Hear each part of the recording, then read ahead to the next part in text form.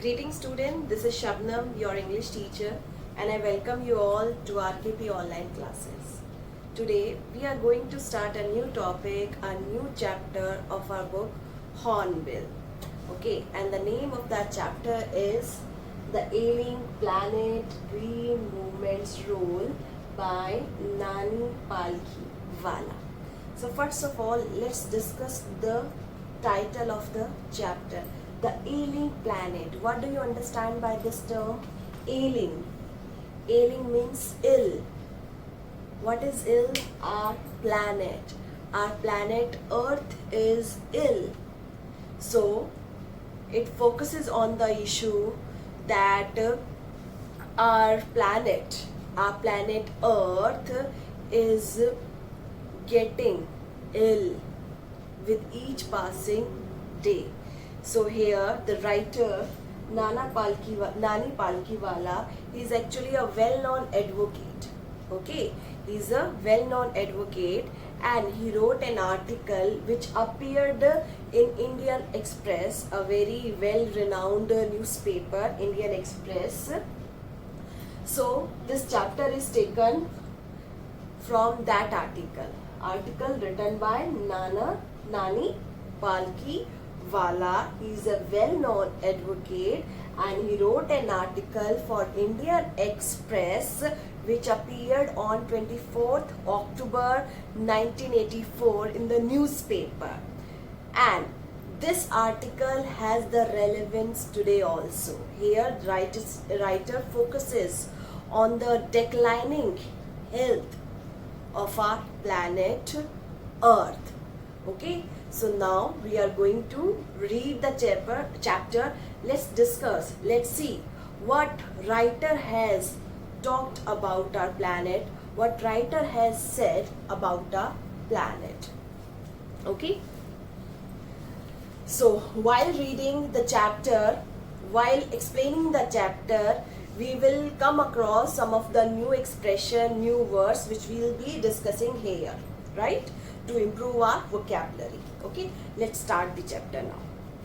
So chapter starts like this. One cannot recall any movement in world history which has gripped the imagination of the entire human race so completely and so rapidly as the green movement, which started nearly 25 years ago in 1972. 1972 it was started. The world's first nationwide Green Party was founded in New Zealand.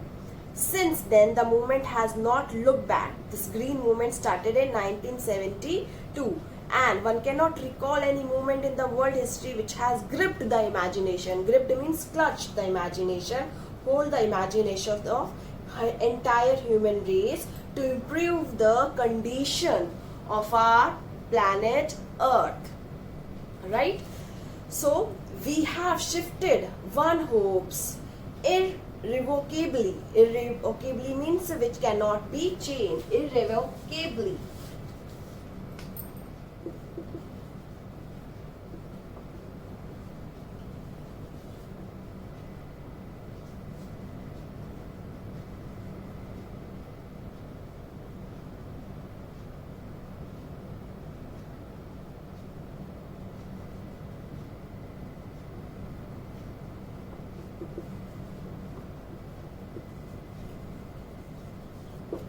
Which cannot be changed. From the mechanistic perception as revolutionary, as we revocably from the mechanistic view to a holistic and ecological view. Holistic and ecological view. This is also a phrase here. Okay, and the meaning is that the view of improving the condition. Okay, improving the condition of the world. It is a shift in human perceptions. Perception, that means thinking, thought process, as revolutionary as that introduced by Copernicus, who taught mankind in the 16th century that the Earth and the other planets revolved round the sun. It was told by Copernicus that that all Earth and other planet, they revolved around the sun. For the first time in human history, there is a growing worldwide consciousness. This is the consciousness which is growing, that the earth itself is a living organism. Okay, before it we consider it as planet, earth as a planet like other planets which revolve around the sun, but it is a living organism. Now people are getting the consciousness about it, that planet is a living organism. Okay, an enormous being which we are part of. It is an enormous being and we are part of it. If it's growing, we are also growing. If it's ill, we are also getting ill. So the ailing planet, if our planet is ill, it is ailing, we are also ailing. Okay, so with this planet, if the planet is healthy, we are also healthy with it.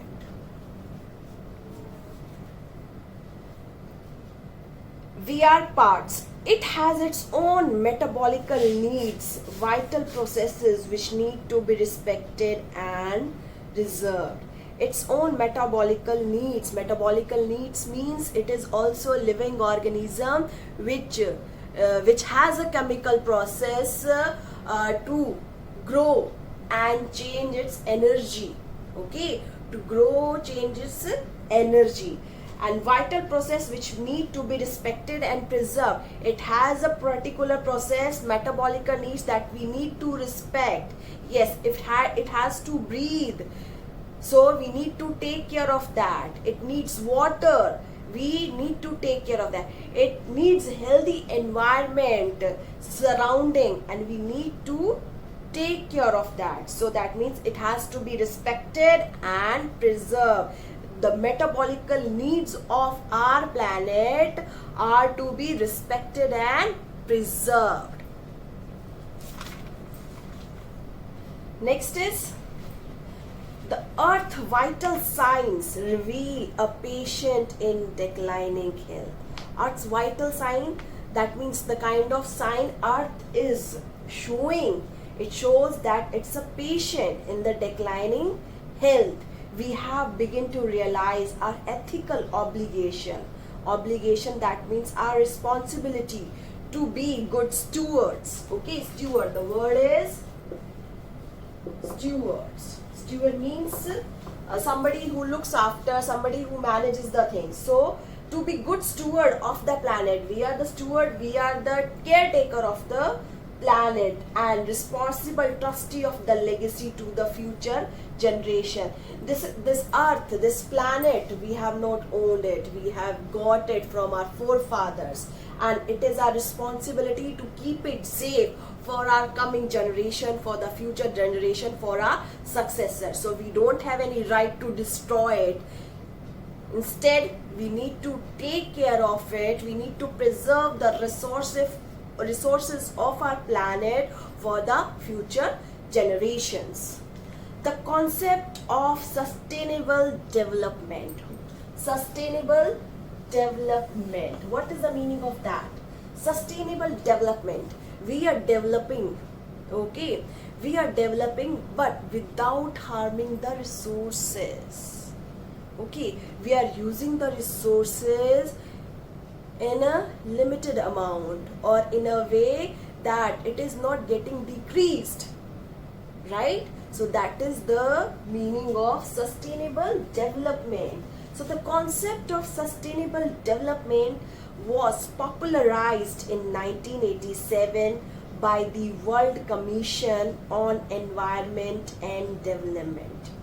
In its report, it defined the idea as development that meets the needs of the present without compromising the ability of future generations to meet their needs. That means, what is the idea or the concept of this sustainable development? That development that meets the need of present. Okay, we are completing the needs, we are fulfilling the needs of the present day without compromising the ability of future generation to meet their needs. That means we are not taking away the resources from the we can say from the part of generation, from the share of future generation. Okay, what is to be kept for the future generation, we are keeping it safe.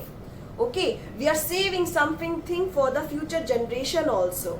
It happens, no, we also do these kind of things. We also plan out our budget, that this thing is to be used for this particular period. After 2 years or 4 years, I have to save that much money for my son's education, for his future, or for marriage of my daughter. Okay, similarly, that amount of resources we have to use for the present, and rest of the things we have to keep for the future generation. So if we are using our resources in that way, this is the concept of sustainable development, right?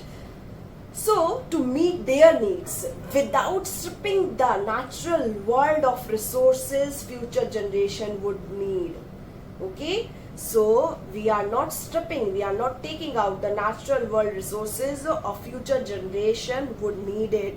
The future generation, the coming generation, they also need the same kind of resources as we need today. So we are using it. If we'll use it, we do not take care the amount we are using for today. We are using it without without keeping in mind that yes, we need to save it for the future generation.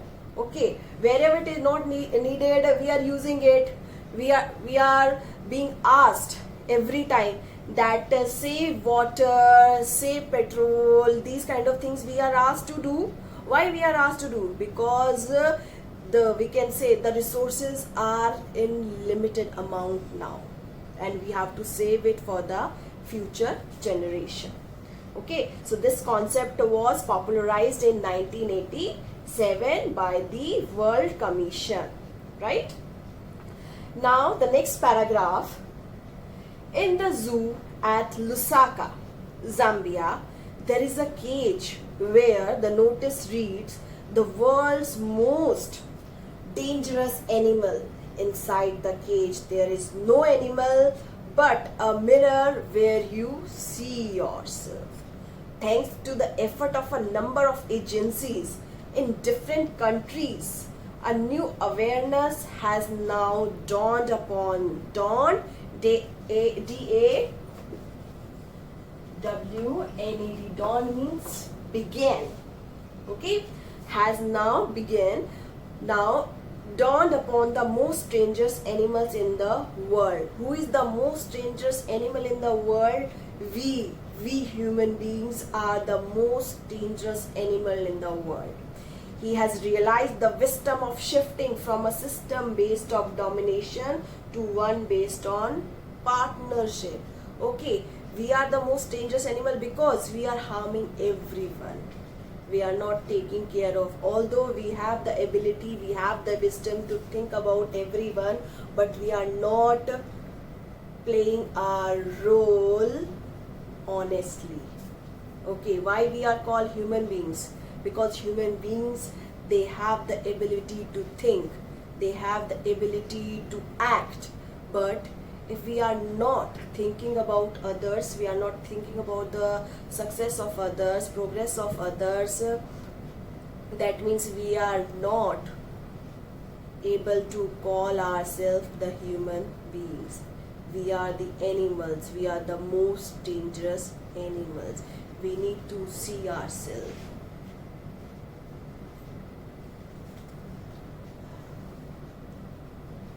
So the next paragraph is, scientists have catalogued about 1.4 million living species with which mankind shares the earth.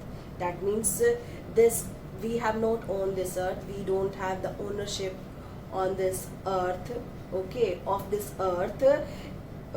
Instead we are living, we are sharing this planet with 1.4 million living species.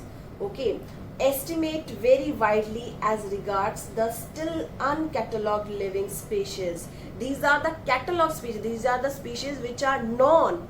Okay, but there are certain species, the species they are, that is a great number, which are not known to us. Okay, but yes, we are sharing the space, we are sharing our home, this planet, this earth with them too. Species biologicals reckons. Reckon means calculate. The word is reckon. Okay, and the meaning is calculate. Calculate that about 3 to 100 million other living species still languished unnamed. Languish means they are not known. Okay, languish means we do not have any idea about it, we do not have knowledge about it. They are languish, still languish, they are not in knowledge, unnamed, in ignominious darkness. They are living in ignominious darkness. That means they are disgraced.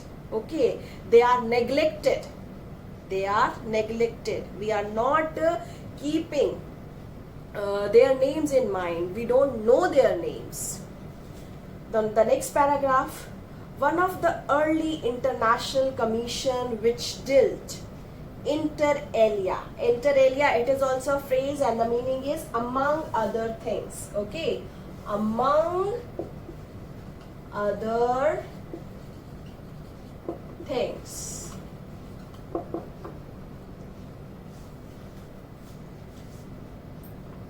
So one of the early international commission which dealt inter alia with the question of ecology and environment was Branded Commission, which had a distinguished Indian as one of its member, Mr. L.K. Jha. The first Branded report raised the question, are we to leave our successor a scorched planet of advancing desert? That means what we are going to leave for our successor, what we are going to leave for our future generation, a scorched planet, a burnt planet. Okay, scorched means burned. Scorched, burnt. Scorched planet of advancing desert, where there is all around we have the desert, impoverished landscape, poor landscape. Landscapes are there but they are poor, they don't have any scenic beauty. And ailing environment, the kind of environment we will be leaving for our future generation, which would be full of pollution. That means we are going to leave the many kind of illness and disease for them.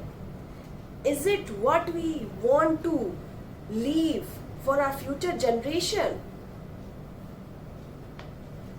So this question was raised by Branded Commission by Mr. L.K. Jha. Now the next paragraph is Mr. Lester R. Brown in his thoughtful book, and what was the name of that book? The Global Economy Prospect, points out that Earth's principal biological systems are 4 fisheries. Okay, their principal biological system, the complete biological system is based on 4 prospects rather: fisheries, forest, grassland and cropland, and they form the foundation of global economy system. That global economy system, our economic system based on these 4 things. In addition to supplying our food, in addition to applying these things, supply food, fishery, okay, fishery, that is the business of catching and selling the fish. Forest, okay, from forest we get the these things. Grasslands, croplands, they form the foundation of global economic things.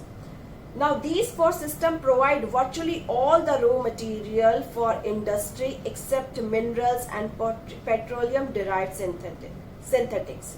Okay, except these raw materials, everything is provided to the industry by these four departments: fishery, forest, grassland and cropland.